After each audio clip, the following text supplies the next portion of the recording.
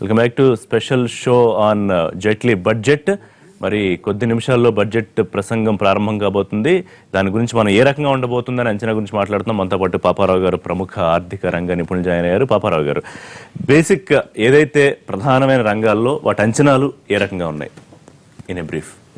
అంటే ఒకటి ఇక్కడ బేసిక్ బడ్జెట్ ఎస్టిమేట్ ఎలా ఉంటుందనే దానికి వచ్చేసరికి వాళ్ళ అవసరాలు ఏంటి, ప్రభుత్వం అవసరాలు కానీ అది వాళ్ళు అనుకుంటున్న దేశ అవసరాలు ఏంటి అనేది కూడా రెండు ఉంటాయి. మధ్యలో ఇంకొక అవసరం చెప్తున్నారు, కార్పొరేట్ అవసరాలు కూడా చెప్తున్నారు. అదే దేశ అవసరాలు వాళ్ళు అనుకునే అవసరాలు. ఇప్పుడు నేను అనుకుంటేనేమో వేరే పలానా వాళ్ళకి ఇస్తే బాగుంటుందని, వాళ్ళు అనుకుంటే అదే దేశం వాళ్ళకి. కార్పొరేట్లో దేశం అనుకునే వాళ్ళకి అలాగే. కాబట్టి అది పక్కన పెడితే ఏంటంటే ఈరోజు ప్రధానంగా 3 అంశాల్లో వాళ్ళ ఫోకస్ ఉండే అవకాశం ఉంది. అందరి టార్గెట్ ప్రపంచంలోనే ఒక మేజర్ కొలబద్దగా తయారైంది ఏంటంటే ఓ దేశం బాగుండడానికి జీడిపి గ్రోత్. అది ఇప్పుడు పడిపోయింది, సర్వేలో కనపడింది. అది కనపడింది. అంతకుముందు జైట్లీ గారు బాగానే ఉంది, అంతా బాగుందని చెప్పినా కానీ సర్వే నిజం చెప్పింది ఆ విషయంలో. కాబట్టి జీడిపి గ్రోత్ పడిపోయినప్పుడు ఏంటంటే మీరు దాన్ని రిస్టోర్ చేయాలి. కాబట్టి గ్రోత్ ఒక టార్గెట్గా ఉంటుంది. రెండోది, దాన్ని రిస్టోర్ చేయడానికి ఎట్లా చేయగలరు? జీడిపిలో మేజర్ షేర్ ఏంటి? వినియోగం. కన్సంప్షన్ మేజర్ షేరు జీడిపిలో మన దేశంలో. కాబట్టి ఆ కన్సంప్షన్ దెబ్బతింది. డిమానిటైజేషన్ తర్వాత 2 సంవత్సరాల డ్రాట్ కానీ, పెరుగుతున్న ప్రాబ్లమ్స్ కానీ, గ్లోబల్ ప్రాబ్లమ్స్, ఇండియాలో పెరుగుతున్న అన్ఎంప్లాయ్మెంట్, ఇతర ప్రాబ్లమ్స్, ఇన్ఫ్లేషన్ తగ్గింది. కాబట్టి వినియోగాన్ని you have to encourage, consumption పెంచాలి. మూడోది ఏంటి? ఉపాధి కూడా భారీగా దెబ్బతిన్నటువంటి పరిస్థితిలో ఉన్నాం. పేరుకు మేక్ ఇన్ ఇండియా పెట్టుకున్నాం కానీ లాస్ట్ ఇయర్ 2015 అంతకుముందు 1,35,000 ఎంప్లాయ్మెంట్ మాత్రమే జనరేట్ చేయగలిగి, అంతకుముందు 2 సంవత్సరాల కంటే కూడా 1/4 జనరేట్ చేశాం. ఇట్లాంటి పరిస్థితిలో ఉన్నాం ఈరోజు. చాలా సీరియస్ క్రైసిస్ లో ఉంది ఇండియన్ ఎకానమీ. ఆ మాటలో చెప్పాలంటే బ్యాంకింగ్ సెక్టర్ పరంగా చూసుకున్నా అలాగే ఉంది, ఎన్పిఎస్ కానీ అన్ని రకాల. కాబట్టి ఈ నేపథ్యంలో ప్రధానంగా బ్యాంకింగ్ సెక్టర్ పుంజుకోలేదా? డిమానిటైజేషన్ డిపాజిట్స్ వచ్చినాయి, అది పుంజుకున్నట్టు కాదు. డిపాజిట్స్ ఎప్పుడైనా డ్రా చేసుకుంటారు, మీకు డిపాజిట్స్ వస్తే కాదు. డిమానిటైజేషన్ లో కొంత మనీ కనుక బయట మిగిలిపోతే, బ్లాక్ మనీ అనేది మిగిలిపోతే బయట ఎకానమీలో వదిలేయబడితే, అంటే వాళ్ళు డిపాజిట్ చేయలేక దాన్ని ఏం చేసుకోవాలో తెలియక దాన్ని డంప్ చేసి ఊరికి అట్లా పడేసుకుంటే పక్కన, అది లాభంగా బ్యాంకులకు వచ్చేది, రిజర్వ్ బ్యాంక్ అది లాభంగా వచ్చేది, అది మొత్తం గవర్నమెంట్కి వెళ్ళేది. గవర్నమెంట్కి కూడా ఇట్లా ఈ బడ్జెట్ ఏంటని చాలా డబ్బులు ఉండేవి. అసలు ఎంత వచ్చిందో చెప్పడానికి వాళ్ళు ఇష్టపడినప్పుడు అంటే అంత మొత్తం రావటమే కాదు, ఇంకెక్కువ కూడా, అంటే ఫేక్ కరెన్సీ కూడా చాలా కలిపి వచ్చింది అనేది ఇప్పుడు అవన్నీ. అందుకని చాలా ఇబ్బంది ఉంది దీనిలో. కాబట్టి ఏంటంటే బ్యాంకుల పరిస్థితి కూడా ఇప్పటికి కూడా నేను ఇదాకే ఎకనామిక్ సర్వే కూడా చెప్పిందిగా, గత 8 ఏళ్లుగా పరిస్థితి మెరుగుపట్టాల ఎన్ని ట్రై చేసినా ఇట్లాగే ఉంటుందని చెప్పింది బ్యాంకుల గురించి, ఎన్పిఎల్ గురించి. ముందు కూడా కష్టకాలమే బ్యాంకులకు అని చెప్పింది, క్లియర్గా చెప్పింది ఎకనామిక్ సర్వే. పైగా ఏంటి, 100 కార్పొరేట్లలో తీసుకున్న వాటిలో 57% ఆర్ ఇన్ ట్రబుల్. చాలా పెద్ద ఎత్తున 75% వాటి లోన్లు కట్టలేని స్థితిలో ఉన్నాయి. కాబట్టి ఈ విషయం ఒక్కసారి సిఐ ప్రెసిడెంట్ తో మాట్లాడదాం. శివకుమార్ గారు, అంటే అటువంటి పరిస్థితి ఉందండి? తీసుకున్న తర్వాత లోన్లు కట్టలేని పరిస్థితి, అంటే కన్సంప్షన్ లెవెల్ తగ్గిపోయిన పరిస్థితుల్లో ఇబ్బంది పడుతున్న పరిస్థితి ఉందా కార్పొరేట్ సెక్టర్లో? కొంత దాన్ని అడ్రస్ చేయాలంటారా? దాన్ని అయితే ఖచ్చితంగా అడ్రస్ చేయాలండి. ఇప్పుడు ప్రస్తుతం మీరు చూసే ఉంటారు, వరల్డ్ ఎకానమీ కూడా డౌన్ అయింది. ప్లస్ ఈ లేటెస్ట్ యుఎస్ ఎలక్షన్స్ తర్వాత ఏ డిసిషన్స్ జరుగుతాయన్నది కూడా కొంచెం అన్సర్టనిటీ ఎక్కువ ఉంది. నిన్న మొదట్లో కూడా దాని మీద ఎఫెక్ట్ బాగా మీరు చూసే ఉంటారు. So keeping all this in mind, సర్టన్గా ఇది కన్సిడర్ చేయాలండి. సో అంటే మీ నుంచి ఎటువంటి సూచనలు చెప్పగలుగుతారు? అట్లీస్ట్ ఎలా ఉంటే బాగుంటుంది? మేము ఆల్రెడీ రికమెండేషన్స్, అదే మీకు ఇందాక ఆల్రెడీ చెప్పిన రికమెండేషన్స్ ఏవైతే ఉన్నాయో, టాక్సేషన్ మీద, లేకపోతే మ్యాట్ అని కానీ, సర్వీస్ ట్యాక్స్ అని, వాటన్నిటిని కూడా కన్సిడర్ చేయాలండి. ఇందాక ఆల్రెడీ నేను టాక్సేషన్ మీద చెప్పాను, నేను 18% తీసుకొస్తే బాగుంటుందని. సో అవి కన్సిడర్ చేయాలండి ఖచ్చితంగాను. పోతే బ్యాంకింగ్ సెక్టర్లో అయితే interest rates they have to revise them for sure. ఎందుకంటే ఈ డిమానిటైజేషన్ తర్వాత the proposal was actually to increase the tax net. So అది ఇంక్రీజ్ అయ్యి ఉంటుందని చెప్పి మేము ఎక్స్పెక్ట్ చేస్తున్నాం. So in that case bank interest rate should be reduced. ఒక మాట, ఇప్పుడు ఇందా మనం అనుకున్న ప్రశ్నే, కార్పొరేట్లకి అనుకూలంగా అన్నది. అంటే ఇప్పుడు వారు డిమాండ్ చేస్తుంది కార్పొరేట్ వాళ్ళ ఇండస్ట్రియల్ సెక్టర్కి అనుకూలంగా ఉండే డిమాండ్ తగ్గించాలని, అంటే అట్లా పెరుగుద్దని.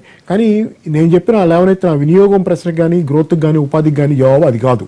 ప్రజల కొనుగోలు శక్తి పెంచడం, ప్రజల కొనుగోలు శక్తి పెంచే మార్గాలు ఈ కాదు, డబ్బులు అట్టించినంత మాత్రం పెరగదు. Yes. అట్లా అనుకునే కార్పొరేట్ సెక్టర్ కి విపరీతంగా లోన్స్ ఇచ్చి మామూలు జనాలు సబ్సిడీలు రద్దు చేసి కార్పొరేట్ సెక్టర్ లోన్స్ ఇచ్చి అవి దివాలా తీసే పరిస్థితి వచ్చి దేశం కుంభకూలిపోయే పరిస్థితి ఎందుకు వస్తుంది బ్యాంకులతో సహా?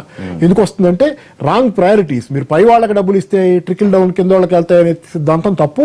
ఇస్తే ఏమైంది, క్రైస్తు వచ్చింది, మొత్తం పోయినాయి, డబ్బులన్నీ పోయినాయి. వాళ్ళు కొంతమంది విల్ఫుల్ డిఫాల్టర్స్ ఉన్నారు, కొంత వాళ్ళు వ్యాపారాలు పెట్టి పోయినాయి ఉన్నాయి, రాంగ్ క్యాలిక్యులేషన్. కాబట్టి ఏంటంటే అది దట్ ఫోకస్ దగ్గర నాకు సీరియస్ అబ్జెక్షన్ కాదు, కానీ చాలా పెద్ద స్థాయిలో అబ్జెక్షన్ ఉంది. దానికంటే ఎక్కువగా ఏంటంటే వ్యవసాయ రంగానికి దేశంలో కామన్ మ్యాన్ పర్చేసింగ్ పవర్ పెంచడానికి ఉపయోగించాలి.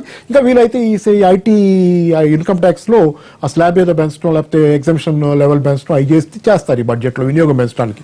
అంతవరకు ఓకే, కానీ ఆ పైకి చాలా ఎక్కువ ఇవ్వాలనేది ఇప్పటికిచ్చే నష్టపోయింది దేశం. రైట్, రామకోటేశ్వర గారు.